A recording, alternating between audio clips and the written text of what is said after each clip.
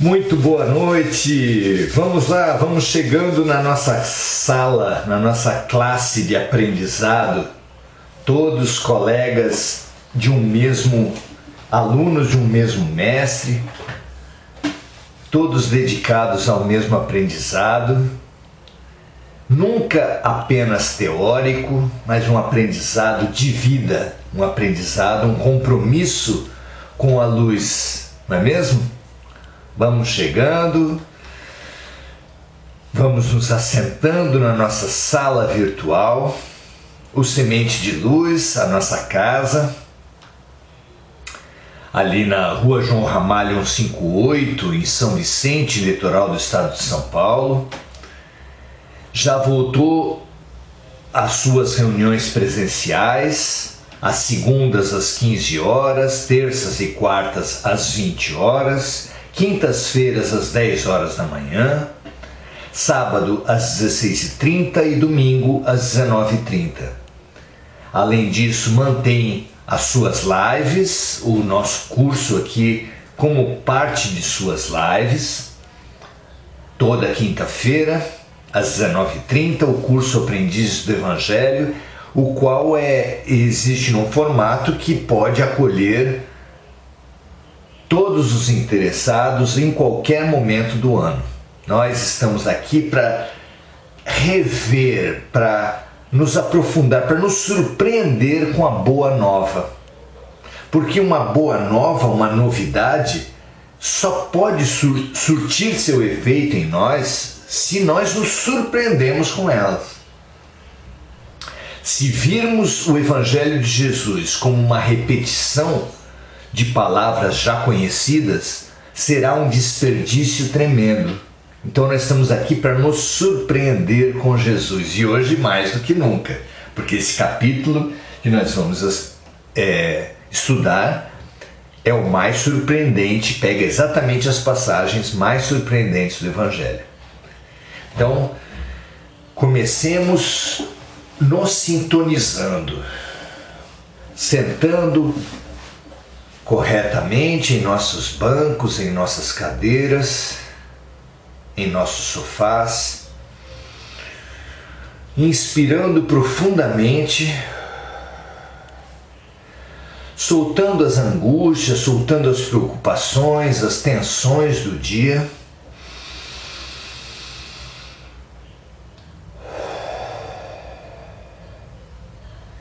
E nos fazendo preencher de boa vontade, de esperança, de fé raciocinada.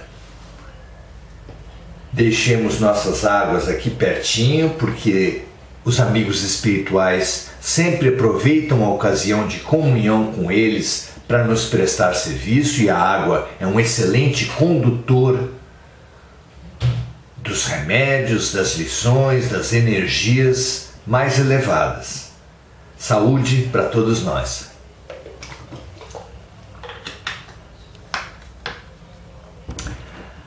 Para bem executarmos nossa tarefa, nossa reidratação, nossa nutrição espiritual, nosso encorajamento, nosso aprendizado e nossa cura, abramos-nos para o alto, abramos-nos para a luz, abrindo nossos corações, nossas mentes, nossas mãos, para essa luz que vem do alto a todos aqueles que se dispuserem à melhor sintonia. Todos nós, abertos pela boa vontade às lições de Jesus,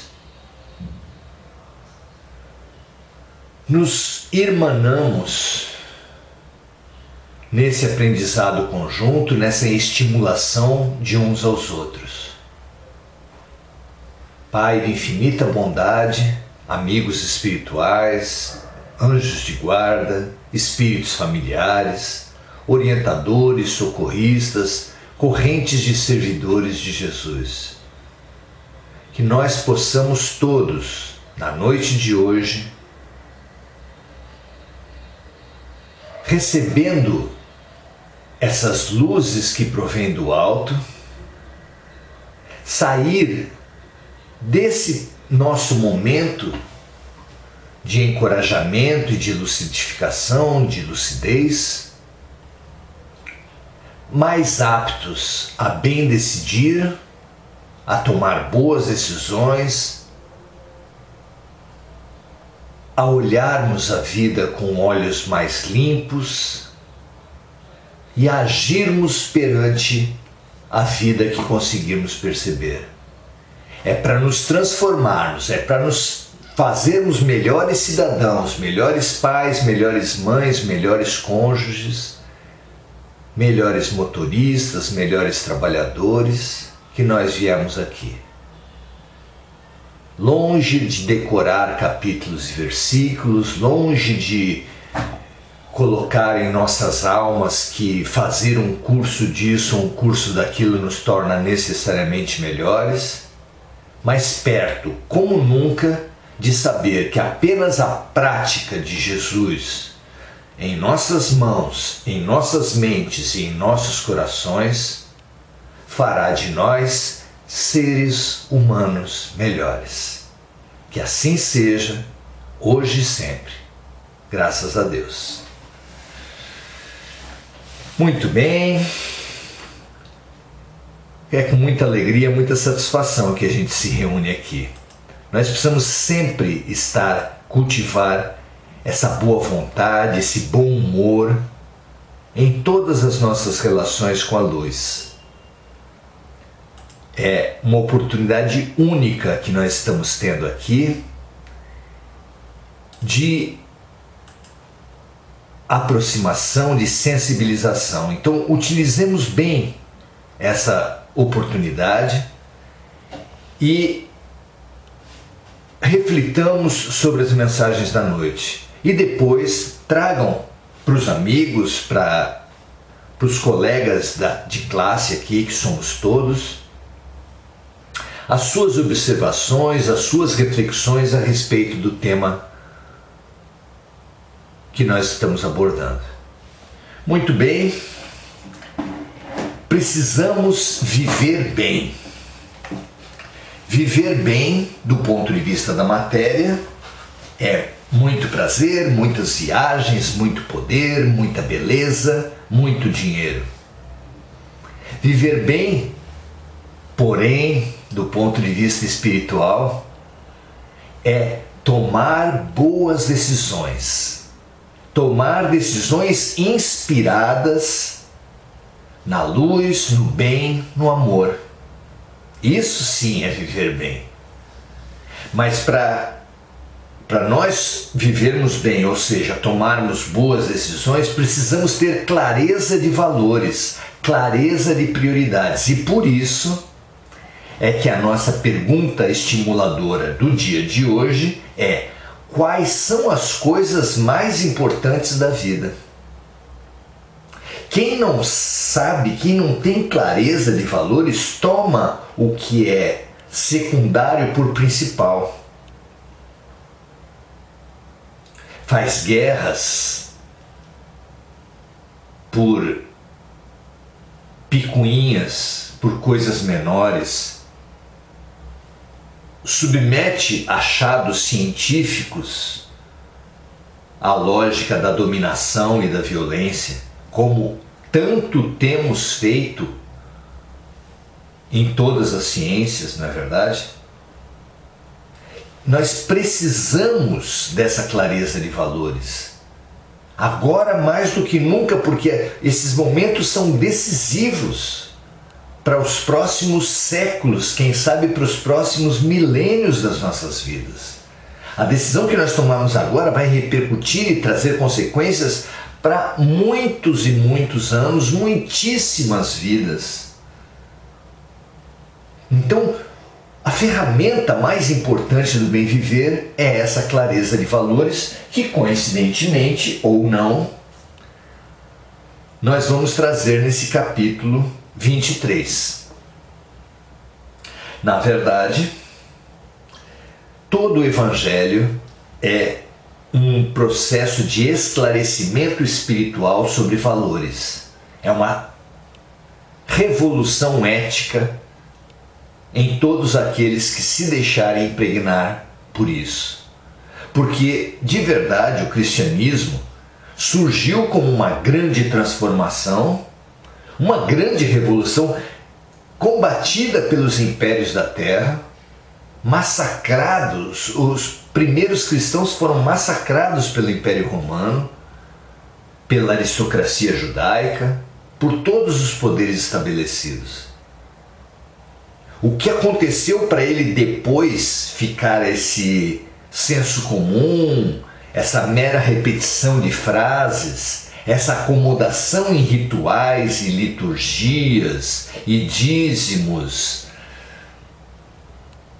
e adereços que se coloca em nome do Cristo, camisetas, bíblias douradas. O que houve para aquela força transformadora ser pasteurizada dessa forma, ser tornada inócua, infértil, como é o cristianismo atual? É uma reflexão que nós precisamos fazer na história da humanidade e na nossa história, nas muitas vidas e nessa vida. E não mais nos permitir essa normalização, essa absoluta rotina e falta de novidade que tem no Evangelho. Se a boa nova não for mais boa e nem nova, ela não tem mais sentido nenhum. Vamos nos surpreender com Jesus? É esse o convite da noite. Capítulo 23, moral estranha. Quem não odeia seu pai e sua mãe? Olha só, Kardec então selecionou os trechos do Evangelho mais surpreendentes. E aqui,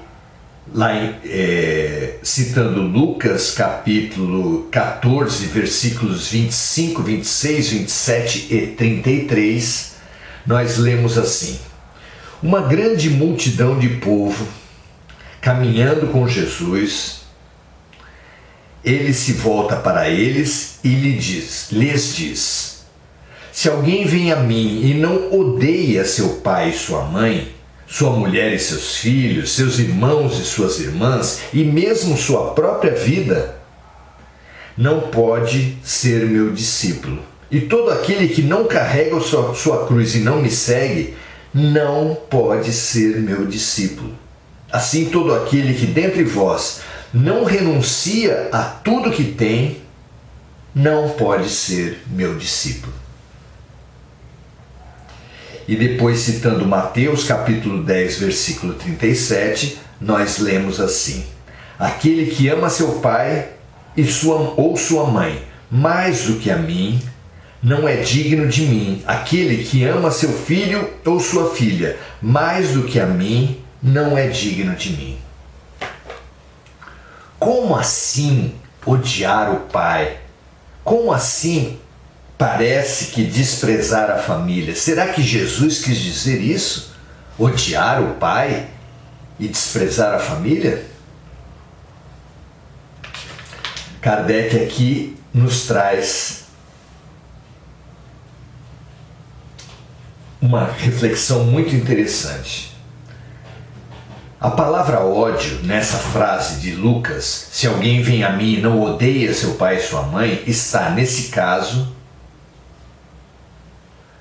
não há ninguém que tenha tido o pensamento de atribuí-la a Jesus. Seria, pois, supérfluo discuti-la e ainda menos procurar justificá-la. Seria preciso saber primeiro se ele a pronunciou e, na afirmação, saber se na língua em que se exprima essa palavra tinha o mesmo valor que a nossa.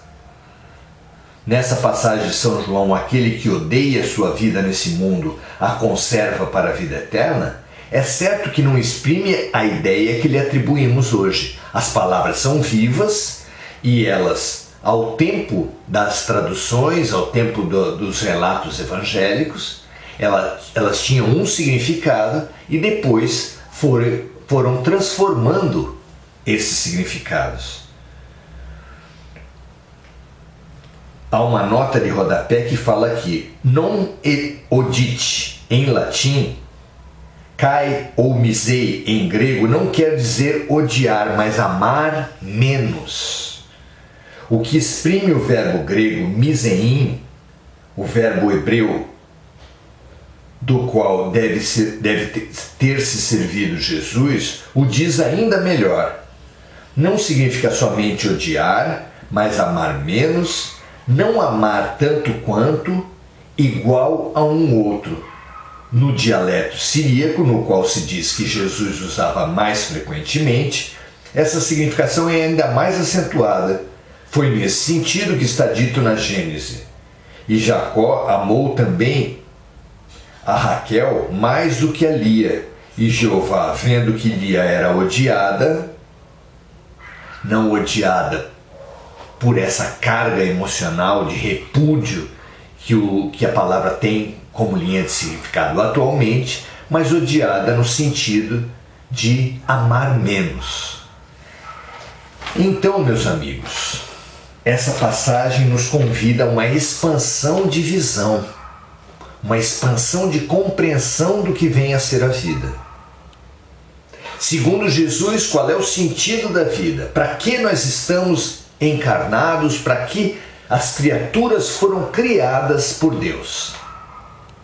O sentido da vida, segundo Jesus, é o amor. O sentido da evolução, o crescimento dos espíritos se dá sempre no sentido do amor.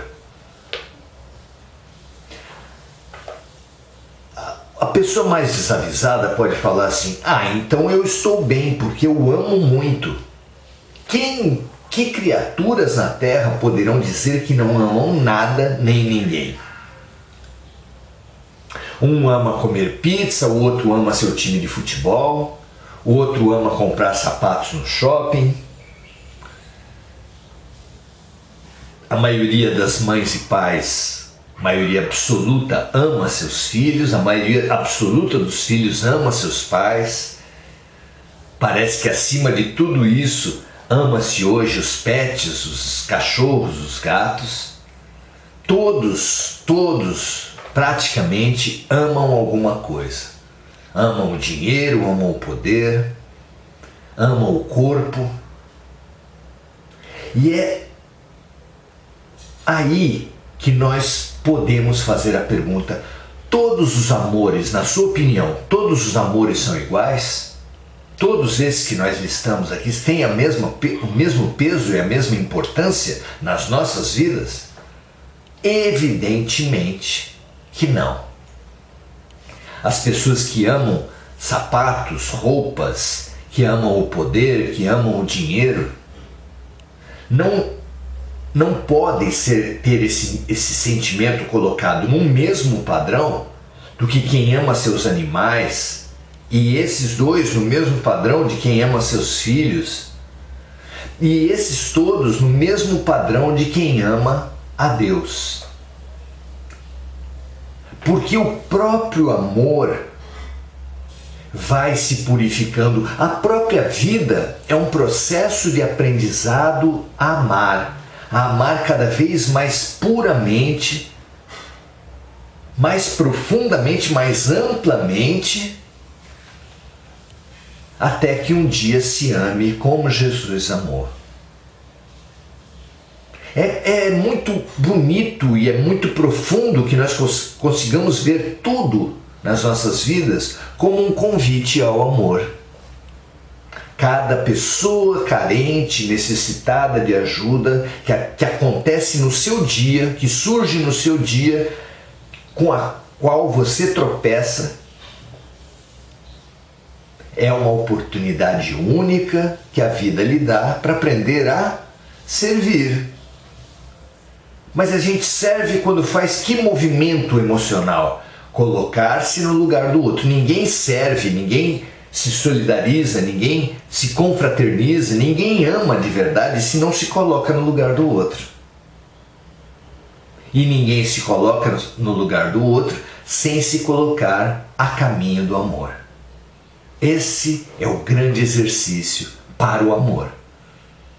E esse é o grande exercício da vida, porque absolutamente tudo que nós vivemos, fazemos e com quem convivemos vem a serviço desse maravilhoso, amplo e profundo projeto pedagógico de Deus. Nós amamos o que é nosso, as coisas que são nossas, os animais que são nossos, as nossas plantas. Depois somos chamados a amar os nossos, os que compartilham o sangue, os que são do nosso sangue, os nossos filhos, nossos pais, nossos irmãos. Mas através desses todos, nós somos também chamados a expandir esse amor. Por isso, não há problema em amar as coisas, desde que o amor às coisas esteja em grau menor de importância do que o amor às plantas. Não há problema em se amar as plantas se a gente não deixar esse amor num sentido menor do que amar aos animais e esses todos ficarem menos relevantes do que amar aos seres humanos. A distorção dessa idolatria aos animais que se faz hoje, desse exagero que faz a título de amor aos animais, você ver cachorros gordos que mal conseguem andar nas ruas, desprovidos do contato com a terra, com sapatinhos, luvas, etc. Desprovidos da identidade com o cheiro pelo excesso de perfumes que lhes são colocados. Essa idolatria que tanto subverte a lógica animal, ela mostra exatamente uma inversão de valores. Esse materialismo é uma inversão de valores.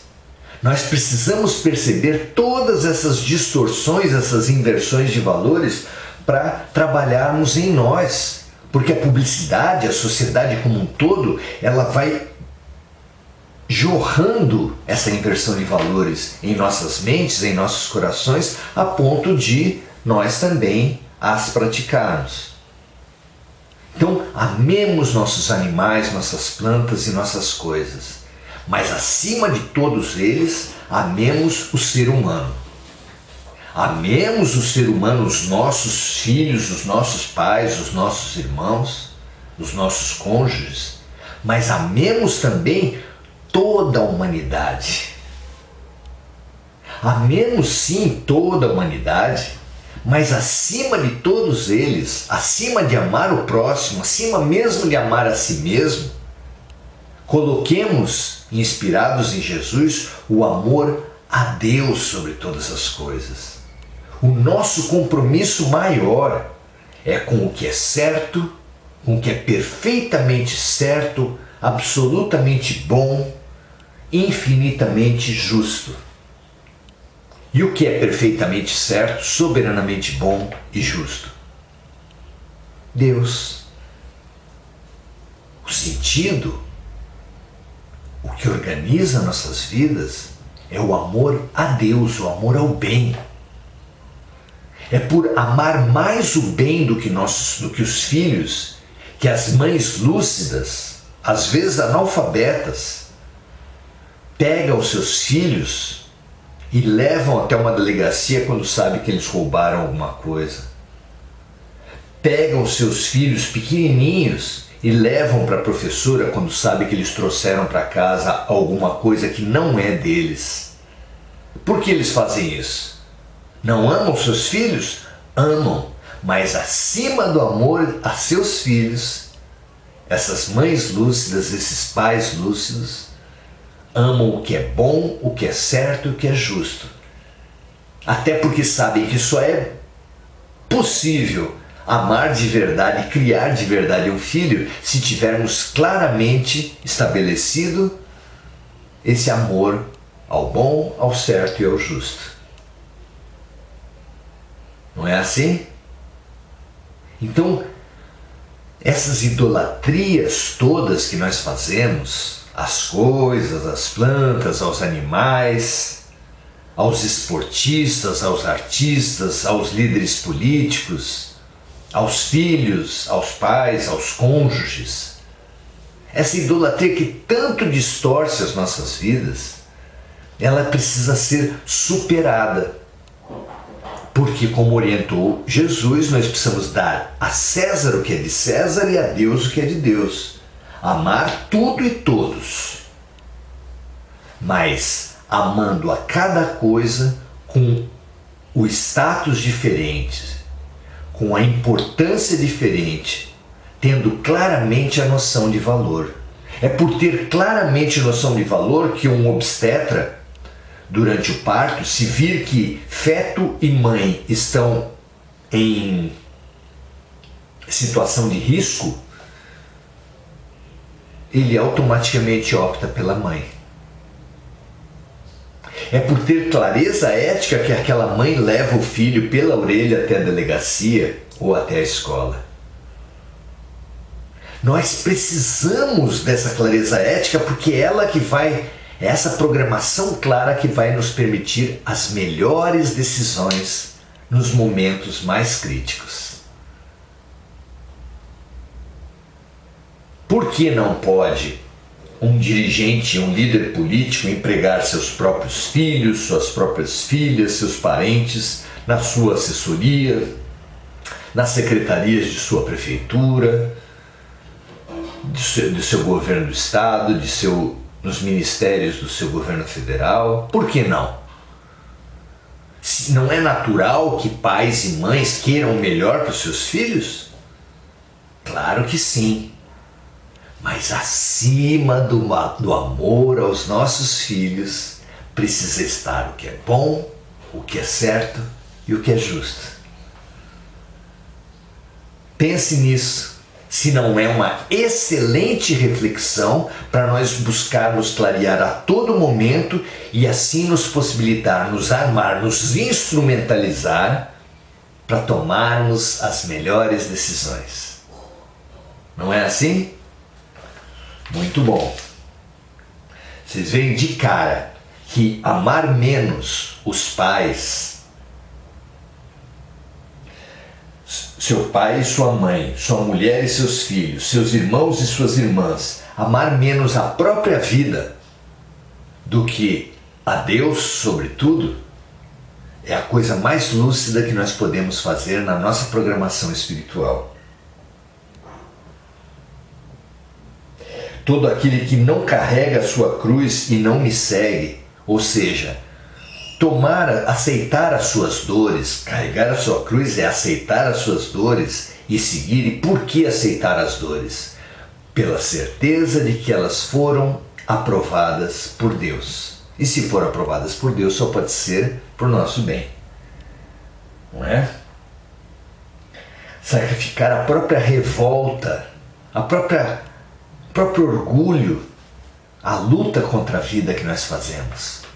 Nós precisamos sacrificar o ego, o meu filho, o meu marido, o meu pai, a minha mãe, o meu irmão, a minha revolta. Sacrificar o homem velho, sacrificar o passado para o futuro.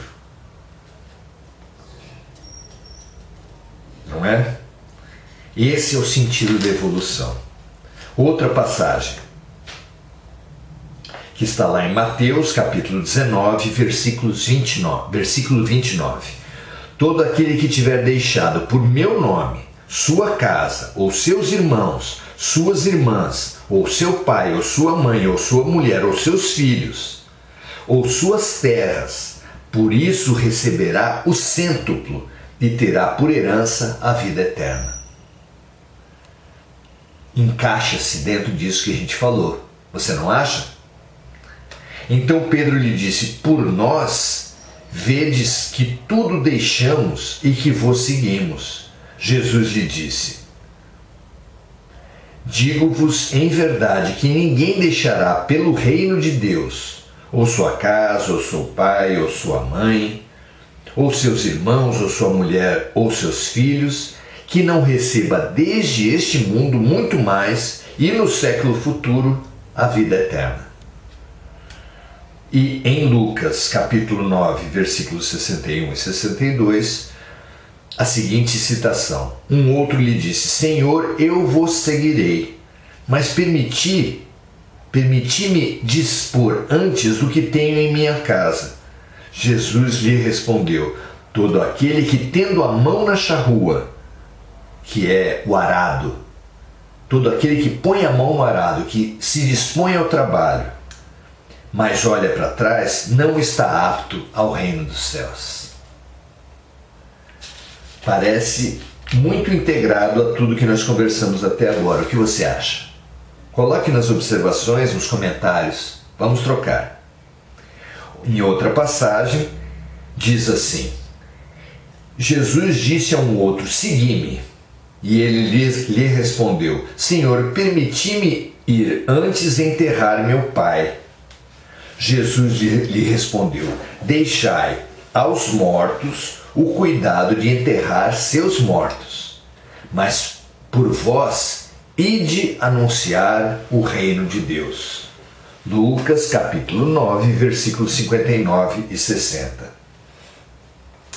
Aqui fica claro que matéria e espírito são de Deus, mas precisam receber um peso diferente nas nossas vidas.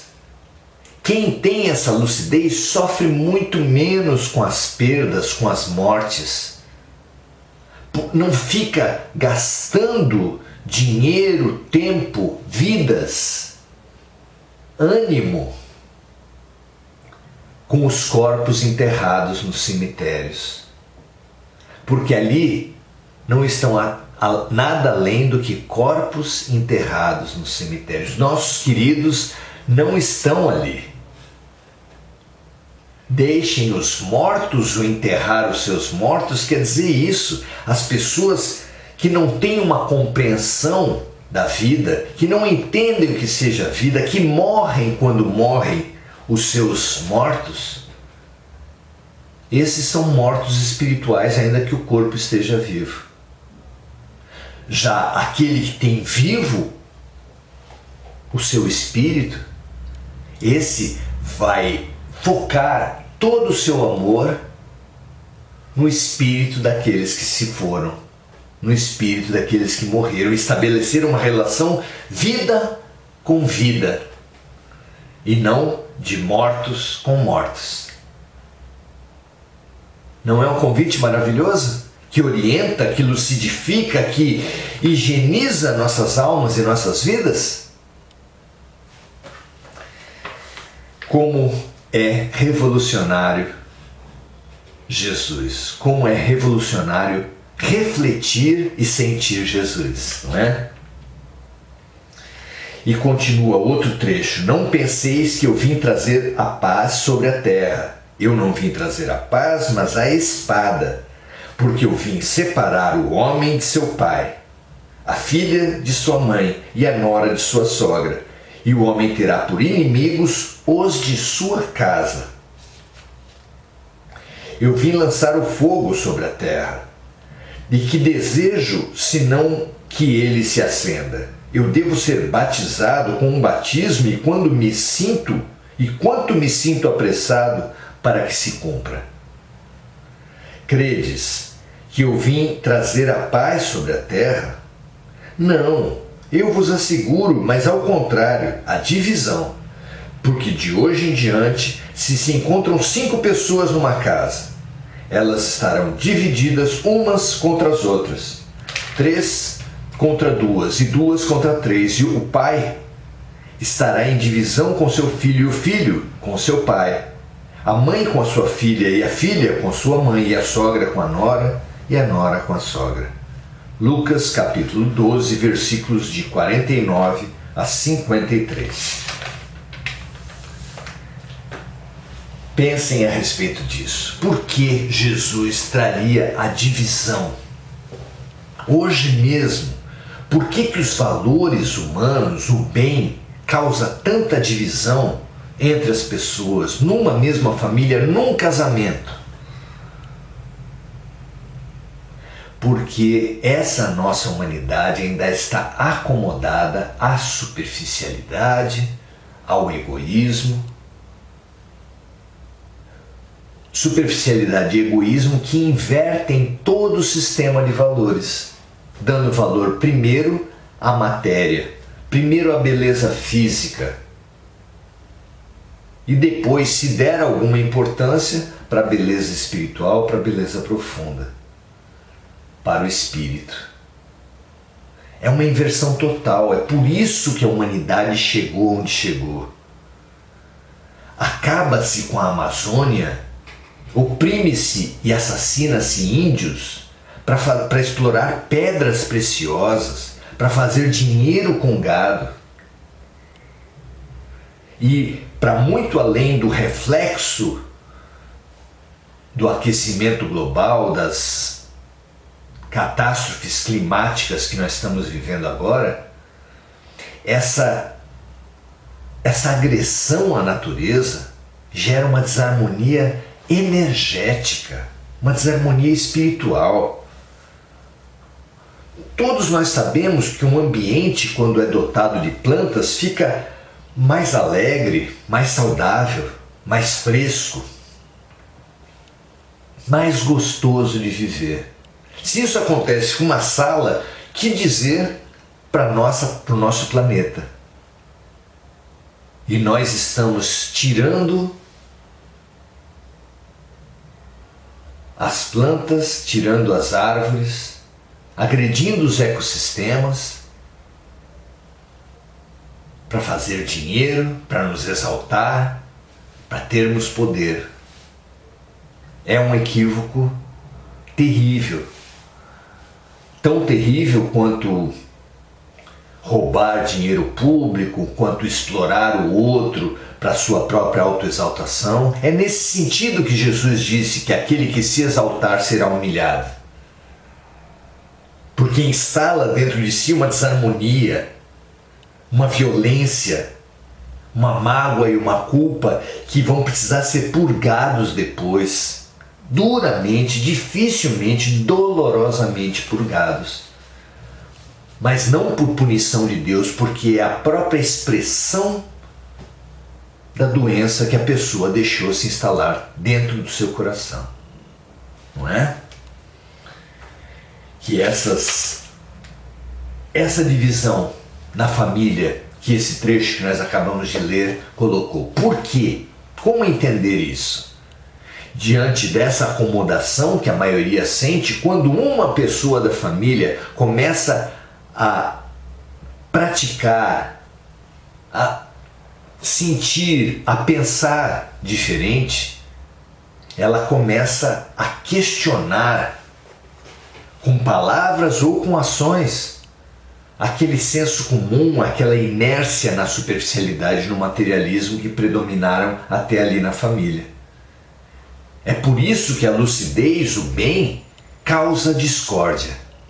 E não poderia ser diferente, porque se Jesus veio transformar a humanidade, diz a física que a cada ação corresponde uma reação de igual intensidade e sentido contrário.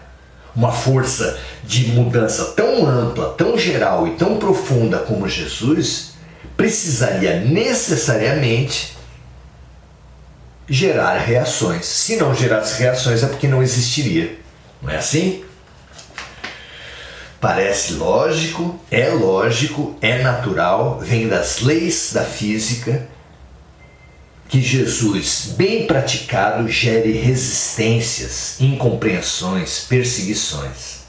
Não é? É exatamente assim. Agora vamos às nossas reflexões, ao que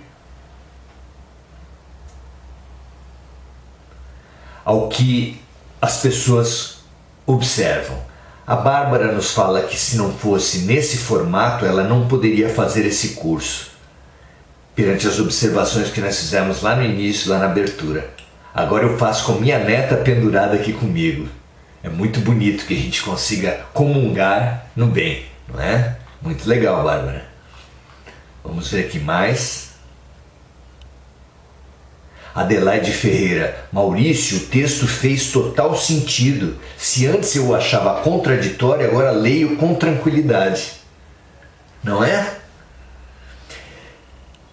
Gente, nós somos como computadores.